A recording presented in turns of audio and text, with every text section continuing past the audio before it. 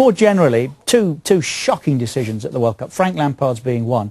Argentina have got a goal, Tevez, which was plainly offside. Once again, there will inevitably be calls about technology. What is your view on technology to help in those situations? My view's never changed, Richard, for 15 years. I mean, doing what we do, working for Sky in England, it's, you know, we see these decisions year in, year out that can be avoided. And I don't go along with Sepp Blatter's view that just because the guys in the park pitches or the 4th division in every league in the world don't have that. This is a showpiece. This is the big one. This is where we don't want human error if we can at all prevent it. Now, on matters of opinion, I still think this is the best game in the world for that. And that's why we argue all the time after a game about a referee's decision. He interpreted the rules that way, the law is that way, and this one interpreted it different. What do you mean, matters of opinion? Was it a penalty? Was it a free kick? Did that tackle deserve a red card or a yellow card? Those sort of things.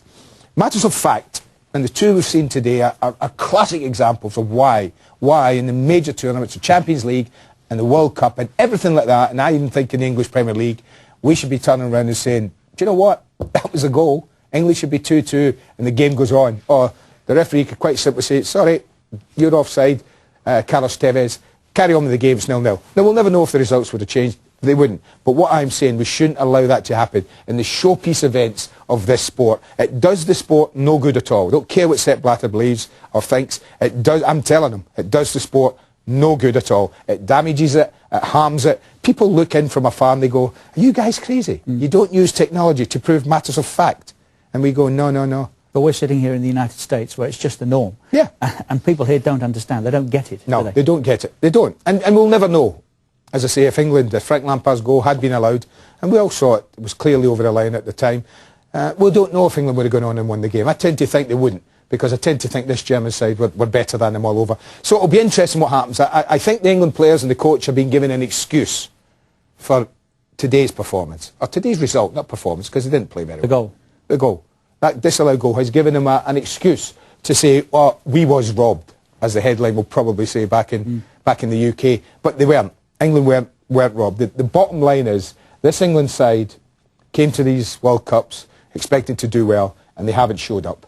And I think a combination of the coach's dogmatic view that I'm not changing for any of you. This is it. This is the way we win.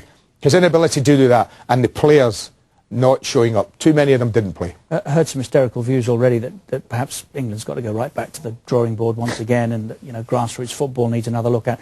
That we have things to learn from the Italian league, for instance. What happened to the Italians in this competition? No, they've gone, I know. We have nothing to learn from the Italian league, but see what gets me now is that because what English people seem to think, or English experts, they seem to think that when they go to a World Cup and they get knocked out, as has happened since, obviously since '66, not got to the final, that there's been a team who have come into a nation and everyone jumps on the bandwagon.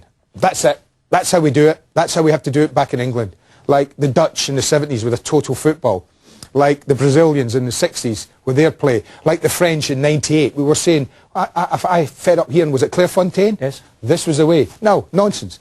What English people have to do, and English coaches, they have to make players technically different, but understand that there is a basic in that country called England, that the players produce certain things that make them great players. They just need to harness it, work on it, get themselves a proper coach that I don't think they've had for a long time, and somebody who can work with them, and more importantly, in my opinion, get yourselves an English coach. That's what I would say. Yes, I hope you've got something to talk about. Maybe we've answered a few questions as well. We'll leave it with you.